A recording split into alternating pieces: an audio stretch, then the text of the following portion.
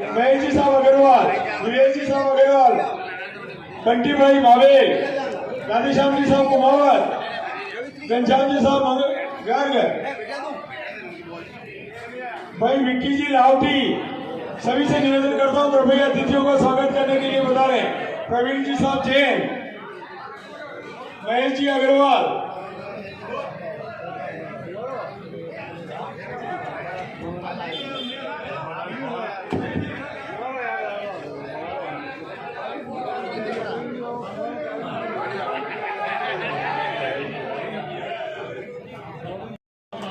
कविता और साहित्य की समझ रखने वाले फतेहनगर की धरती पर विराजे आप सभी श्रोताओं को सभी कवियों की तरफ से हाथ जोड़कर प्रणाम करता हूं। राजस्थानी अंदाज में क्षमागणी अर्ज करता हूं। बहुत अच्छा वातावरण है, आप सभी होली की मस्ती में हैं। शीतला माता का ये पवित्र उत्सव जो फतेहनगर में जिस तरह से मनाया जाता है उसकी बहुत दूर दूर तक पूरे मेवाड़ में एक पहचान है। और फिर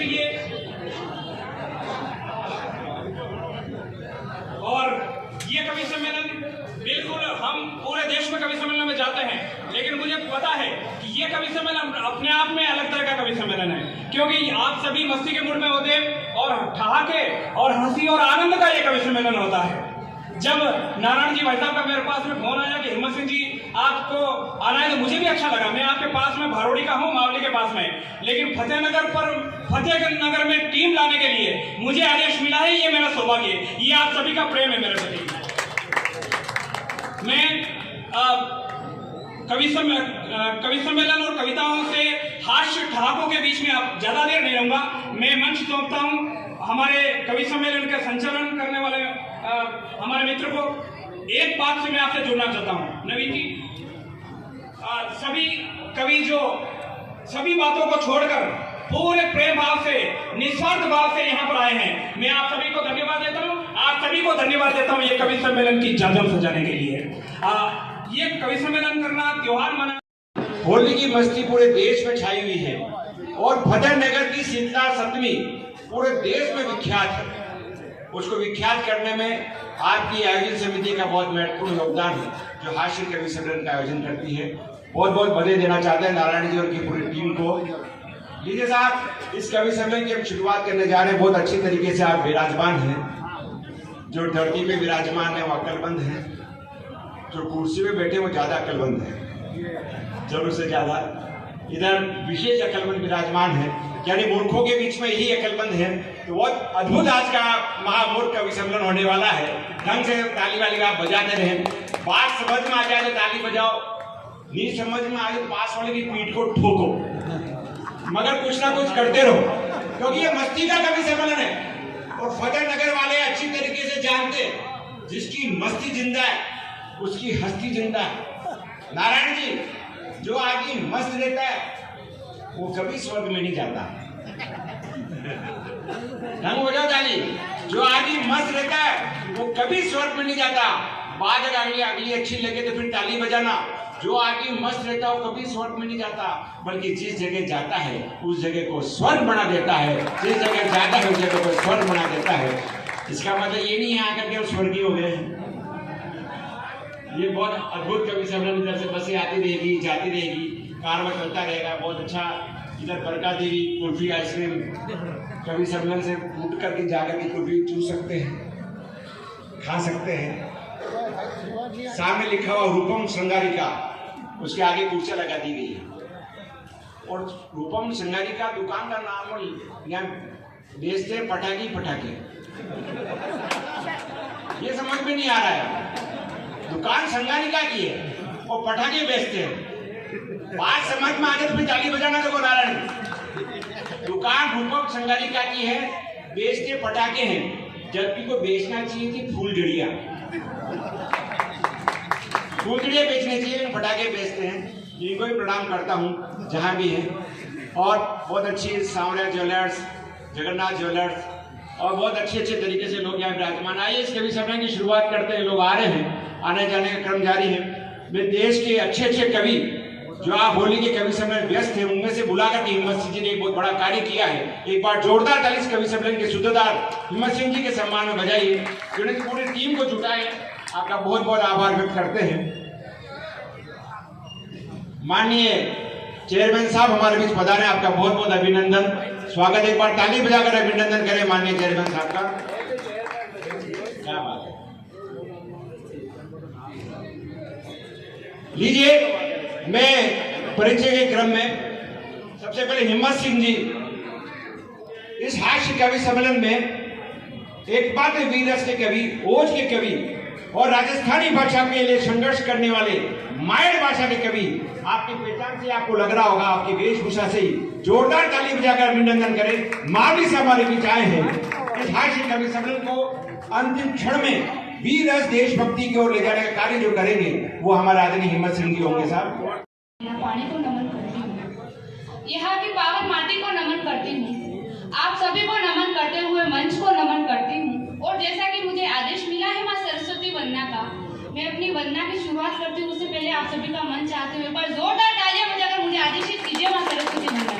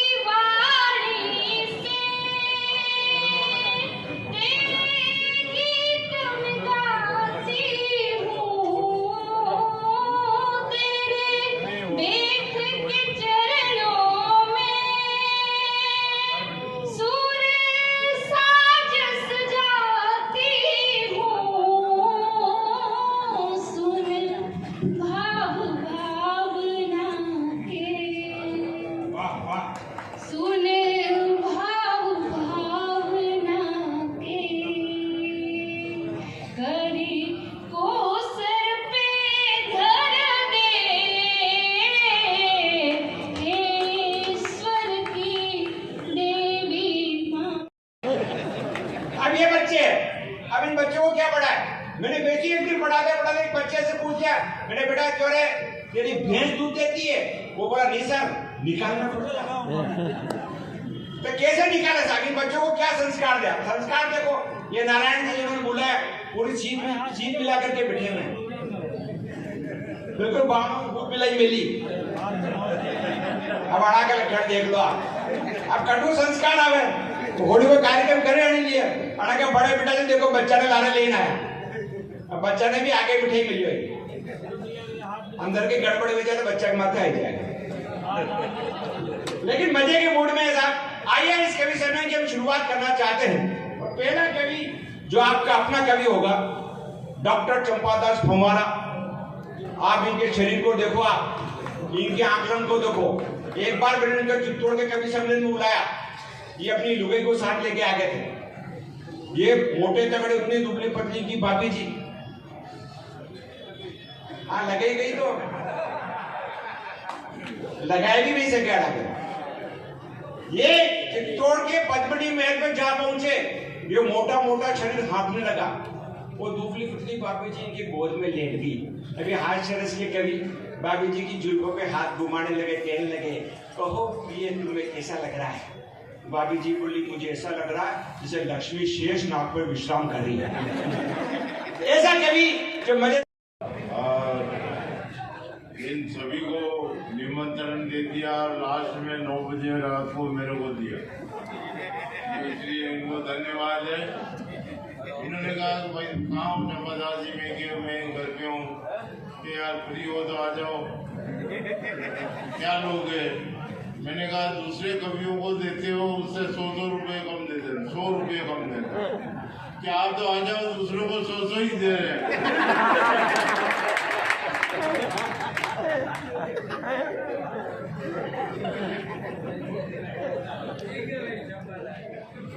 मैं सर्वप्रथम सरस्वती वंदना में तो वीणा पाणी को प्रणाम करता हूँ कि प्रथम नमन शिव पार्वती गणपत, दूसरा नमन माँ भारती को कीजिए। प्रथम नमन शिव पार्वती गणपत, दूसरा नमन माँ भारती को कीजिए। तीसरा नमन भारत के ऋषि मुनियों को, माता पिता गुरु की वंदना कीजिए। हे सरस्वती माता, हे सरस्वती माता, दारू सिर पर हाथ, तेरे लाडलों को काव्य का आशीष दीजिए। प्रश्नों के विरुद्ध माता कविता सजाइए, प्रश्नों के विरुद्ध माता कविता सजाइए, एक बार जोरदार तालियां बजाइए। कारण क्या है? इन्होंने कहा सब में लड़का चाहता था, इसकी लड़की हो गई। कि भाई ऐसी बात है कि देखो इनकी पत्नी बोली जलसा उन्होंने भरोसे रहती, तारी सोरी वो नहीं रहती।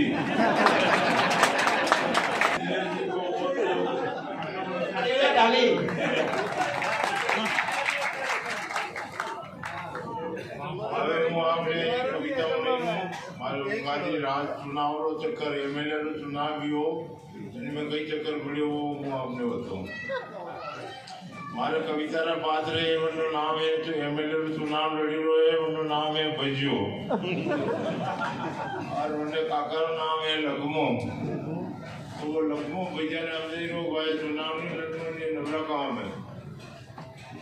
तो अटू हमारी कविता की पृष्ठभूमि है। स्वागत स्वागत। यार भजिया रो काको लखमो और आचार्य लगी रो उनके गोड़ मोड़ दसमो। बजारो काको लखमो नाक्याने लागिनो उन्ने गोड़ मोड़ ससमो। अरे नाक तो उन्ने फोरो और डांडी ने बंजो डोरो। एक पग में बेजा टूटो संपल और दूसरा में पकड़ को और खांदे पड़ियो उन्ने अंदर को। वो भैया ने अंदर हीरो है, भैया बोलो लेन क्यों बांग का हीरो है जो एमएलए में वो हीरो है और टिकट में बात है तो साटिया लगा हीरो है। अरे बाणु तो तारी काया हो रही है, अंधारे घर भैया छोरा छोरी है, देख भैया बाणु तो तारा छोरा छोरी भैया पापड़ी खाई रहा है। देख भैया बाणु तारा छोरा छोरी भैया पापड़ी खाई रहा है और रंगीन टीवी में खेल देखी रहा है और हारी गयो તો ભાઈ ભૂકા મળતા કાગલાના બચ્ચા ફરેલા માકા પછી વણાના મુંડામાં ભરાવેલા માકા। एक बार पुनः जोरदार ताली बजाकर माहौल बनाए भाई श्री ठाकुर से भरपूर भाई सिद्धेश्वर सिद्ध।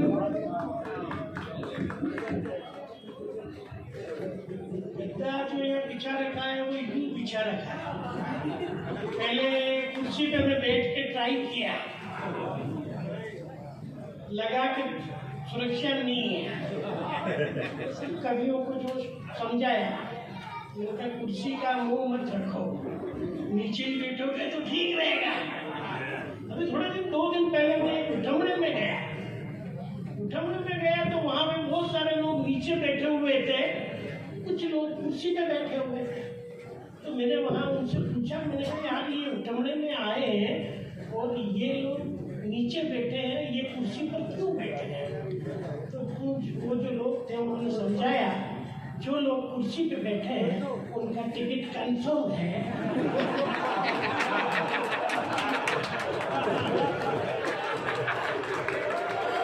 टिकट कंफर्म है गोपाल जी, देख लो भी ये तो नहीं, गोपाल जी टिकट कंफर्म कर रहे हो आगे। उठमड़े में भी ऐसी स्थितियां हो जाती। देखो आज मेरे को भाई उज्जवल जी ने बुलाया, भगवानी को भी बुलाया, सारथी जी ने उठाया।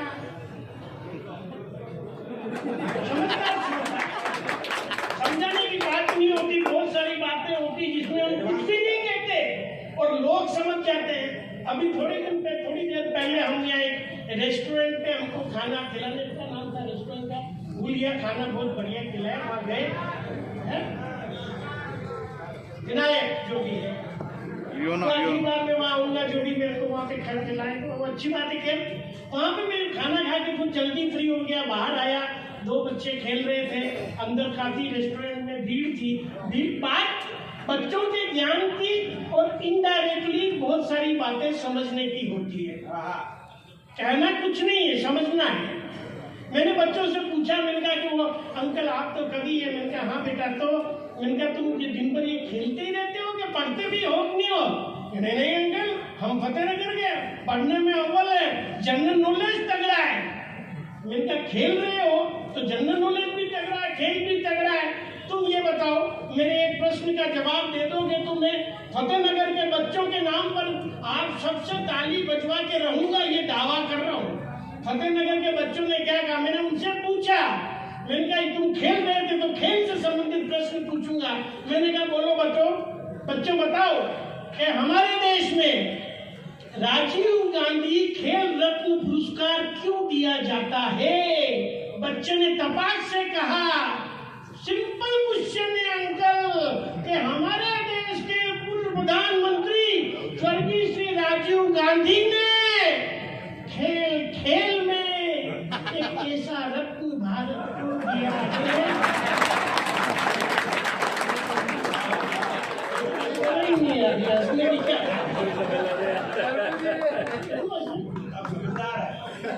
ये आप फतेहनगर के बच्चों के नाम पर तालियां बजाएं। इतने समझदार बच्चे हैं। अभी परसों में अहमदाबाद कवि सम्मेलन में था, बच्चे की बात कर रहा हूँ, बच्चे कैसे होते हैं। बच्चों से मैंने उनके वहाँ पे शाहीबाग में मेरी एक पुरानी जो मेरी क्लास फेलो थी, आज से 25 साल पहले मेरे साथ में पढ़ी हुई थी, वो मिल गई। उसकी मैंने कहा यार तू बहुत बढ़िया यार, इतने दिनों बाद मिले, 20 साल बाद मिले। उसने मुझे अपना व्हाट्सएप नंबर दिया, मैंने भी अपना व्हाट्सएप नंबर दिया। अरे यार ये देखो पकौड़ी बीच में कर लो यार, साथ में वो भी ले आओ। पकौड़ी कैसे चलेगी? समझता नहीं है यार, तो व्यवस्था है यार, नारायण जी यार क्या व्यवस्था है? खाली पकौड़ी से नहीं चलने वाला है, ये बाकी चीजें भी होनी चाहिए। क्या होता है मुझे पता नहीं। तो उस महिला को, मेरी महिला मित्र को मैंने उसको थोड़ी देर बाद व्हाट्सएप पे मैसेज किया, कैसी हो? क्या पकौड़ी के साथ अरे मेरी नीयत मत बिगाड़ो यार। मैं क्या कि मंगवार का थोड़ा कच्चा हो गया, तो मैंने उस बच्चे से पूछा, अरे यार फटकर मेरा एक को गिर टूट जाएगा। मत अरे नहीं यार। तो उसमें बच्चे से मैडम को मैंने मैसेज किया, कैसी हो यारा? बच्चों का एक मैसेज आया, अंकल मम्मी की शादी हो गई, आप कहीं और ट्राई करें। ऐसी स्थितियां हो जाती है। Thank you. भावना खाने की उम्र तो इसकी है, जीने की मेरी है यार। धीरे धीरे मैं एक आपके कवि सम्मेलन को गति दूंगा, धीरे धीरे आऊंगा कि कॉलेज के उसी रत्न की बात कर रहा हूँ। हमारे पूर्व प्रधानमंत्री स्वर्गीय श्री राजीव गांधी ने खेल खेल में एक ऐसा रत्न भारत को दिया है, वो रत्न आप जानते हो। उस रत्न ने कॉलेज के दिनों में एक लड़की से कहा, आओ इश्क लड़ा है, आओ इश्क लड़ा है। चेयरमैन साहब, आओ इश्क लड़ा है। लड़कियों ने बोला, आओ लड़कियों, पप्पू को सांप सीढ़ी खिलाए। आओ लड़कियों, पप्पू को सांप सीढ़ी खिलाए। तब के बाद, तब से लेकर अब तक पप्पू के जीवन में मोहब्बत की कोई घटना नहीं घटी। उम्र 55 की हो गई, एक भी नहीं फटे। ये एक माहौल जो धीरे धीरे मैं आपको उस पे लाना चाह रहा हूँ। मैं आपको बता दूं, ये पूर्व जिला शिक्षा अधिकारी अभी रिटायर्ड हुए हेडमास्टर साहब है। एक बार इनके साथ में कभी भाषाओं का जो खेल होता है, धीरे धीरे दुकान जमेगी। अभी धीरे धीरे आप पर सुनने के मूड में भी आओगे। अभी चपड़ा खा रहे हो, बाद में और कुछ खाओगे। अभी आपके हाथ में चपड़ा है, इस वजह से आप ताली नहीं बजा पाओगे। बाद में चपड़ी खाएंगे, बाद में चपड़ी खाएंगे। देखो बात का तो देखो, रात को 12 बजे बाद क्या खाते क्या पीते मुझे पता नहीं, लेकिन फतेहनगर के लोग बहुत होशियार है, बहुत समझदार है। मैं कहना चाहता हूँ कि मैं इन शिक्षा अधिकारी के साथ में ये नवीन की सारथी स्कूल में हेडमास्टर साहब है, हम इनके स्कूल में एक बार इंस्पेक्शन के लिए चले गए। भाषाओं का खेल देखो, देने बच्चों की बात बता रहे थे, मैं इनकी बात बताता हूँ। बच्चे सब घूम रहे थे, इन्होंने सरस्वती ने आवाज दी, ए बच्चों इधर आओ। कोई बच्चा गांठे ही ध्यान नहीं दे, इधर आओ। ये देखो ये बच्चा है, फिर आओ, फिर अरे भाई गजब का ये बच्चा है, कुल्फी भी खाता है, ये बाद में क्या पीता है मुझे पता नहीं, लेकिन फतेहनगर के बच्चे हैं तो ऐतिहासिक बच्चे होंगे। तो बच्चों को कहा, बच्चे इधर आओ, बच्चे गांठे ही नहीं। तो इन्होंने जिला शिक्षा अधिकारी ने नवीन जी से कहा, आपके बच्चों को स्कूल में आपने ये भी नहीं सिखाया कि सावधान कैसे होते हैं, विश्राम कैसे होते हैं, बच्चों को आवाज दो, सावधान विश्राम कराना भी नहीं सिखाया। नवीन जी ने कहा, ये कोई मामूली बात नहीं है सर, सामान्य बात है, बच्चों की भाषा का प्रभाव पड़ता है, क्षेत्रीय भाषा बोलनी पड़ती है। तो उन्होंने कहा आप करके बताओ। तो इन्होंने बच्चों को कहा, सीधा सट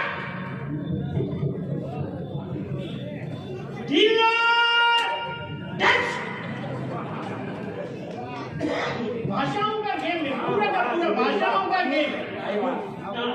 अभी हम जब यहाँ उधर लोग आ रहे थे, मैं और सरस्वती रास्ते में मावली पड़ता है, मावली में मेरे एक मिलने वाले हैं, उनकी मृत्यु, माता जी की मृत्यु हो गई थी। 3 भाई थे, हम बैठने मिलकर आए हैं तो बैठते हुए जाए। हम बैठने गए तो वहाँ पे भी हर्ष पैदा हुआ। वहाँ गए थोड़े 2-4 दिन हो गए थे, तो वहाँ गए तो कोई अखबार पढ़ रहा था, कोई क्या कर रहा था, हमको देखते सावधान हो गए, हम बैठने वाले आगे। हम जाके जैसे खड़े हुए, एक आदमी भाई खड़ा हुआ, 3 भाई हैं,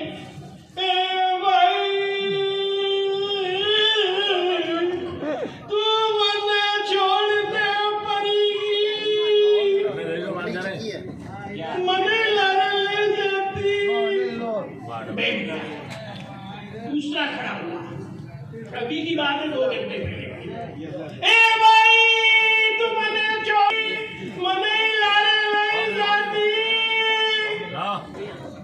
तीसरा खड़ा हुआ, ए भाई वो की वो बात।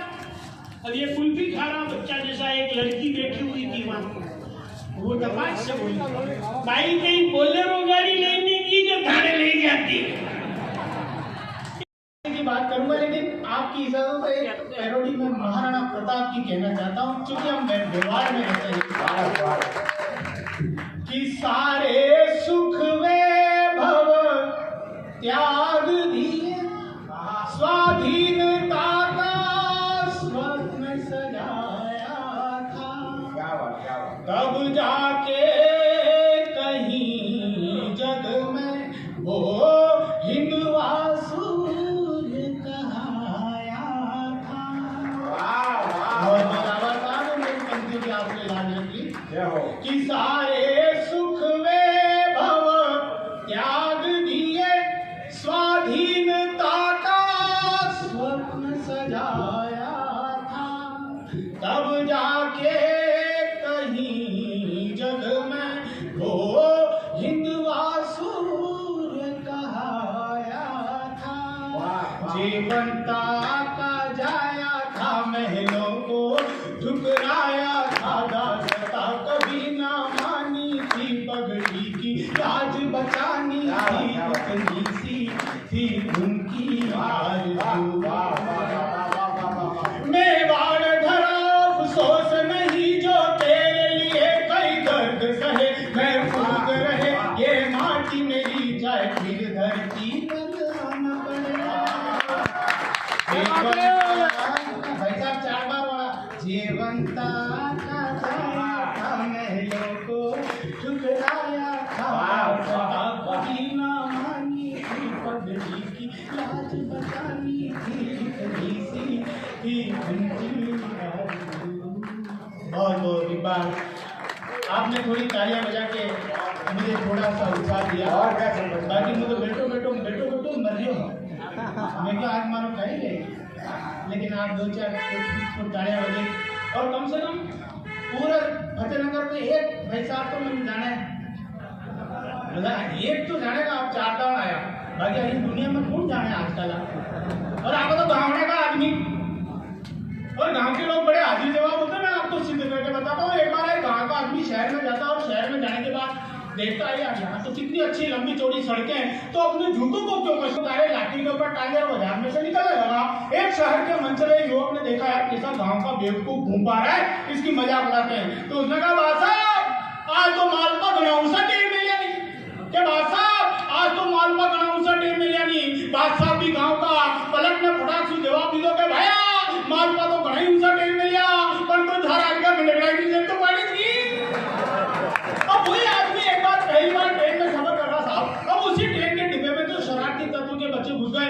एक लड़का ने कहा जैसे ट्रेन चलेगी हम इसकी जंजीर को खींचेंगे, ट्रेन को रोकेंगे, तो दूसरे ने कहा नीचे पर 500 रुपए जुर्माना भी है, कि टेंशन काय को ले रहा है, 200 तो मेरे पास, और तेरे पास कितने के 300 मेरे पास, के 200 और 300 देके छूट जाएंगे। एक छोरो जो गावड़ा घूम पाई इनको नाम ले वहां, इन्हें पकड़ा दे वहां साहब। जैसी ट्रेन चली, लड़के ने जंजीर खींची, ट्रेन रुकी, पुलिस आई धड़ाधड़, ये ट्रेन की जंजीर किसने खींची, एक छोटे जो गावड़ा घूम को खींची, क्यों रे तुमने क्यों खींची, कि हमारी बाप अन्नदाता, या ट्रेन की जंजीर में ही खींची, ये कोई छोरा चोरडा उचक्का बदमाश, हमारी जेब में 500 रुपया निकाल लेता, चेक कर लो 200 ही की जेब में, 300 ही की जेब। अभी आपने टकले की बात सुनी, अब ये टकला हुआ कैसे, इसके भी पहले बड़े घने घने बाल हुआ करते थे, बड़ी बड़ी मूछें, बड़ी बड़ी दाढ़ी। एक बार एक लड़की ने इसको देखा, और देखते कि इसके बालों पे फिदा हो गई कि शादी करूंगी तो इसी सुंदर बाल वाले लड़के से, वरना जिंदगी भर कुंवारी रहूंगी। बात शादी तक पहुंची, लेकिन एक शर्त लगी कि ये लड़का अपने बाप के साथ विदेश जाएगा, 1 साल के बाद पुनः लौट के आएगा तो तेरी शादी इससे कर दी जाएगी। लड़की ने कहा कि मैं तो इसके बालों पे इतनी फिदा हूँ कि 4 साल भी इंतजार करूंगी। ये वहां जाते हैं विदेश, वहां पाश्चात्य संस्कृति में रंगकर माथे पे जाने क्या क्या छुपड़ते हैं, रिएक्शन हो जाता है, और थोड़े दिनों बाद तो बिल्कुल प्लेट मारा साथ। लड़का हिंदुस्तान लौट के आता है, लड़की लड़के के पास जाती, कहती भैया तू नहीं बन सकता मेरा सैया, तू तो ये बता दे कि यह हाल हुआ कैसे। तो सिद्धू जी ने अपनी तरफ से कहा, हर तेल का खुशबू वाला बस थोड़ी थोड़ी तालियां हमने बजाओ तो डांट पता करिए बस। तेल था खुशबू वाला माथे में जो ही डाला, तेल था खुशबू वाला माथे में जो ही डाला, धीरे धीरे उड़ने लगे बाल। हूँ कभी से टकला मेरी जान के काली दाढ़ी और मूछे पर इनको कौन पूछे, काली दाढ़ी और मूछे पर इनको कौन पूछे। इच्छा यही है मेरी सिर पे हो काले गुच्छे, चेहरा सजनी को भाए और वो मेरी हो जाए। बगिया है उजड़ी उजड़ी इसमें हरियाली आए, तन मेरा था स्वदेशी चीजें अपनाई विदेशी, फिर कैसे बचाता खुद का माल। दिखने लगा है चमकीला चांद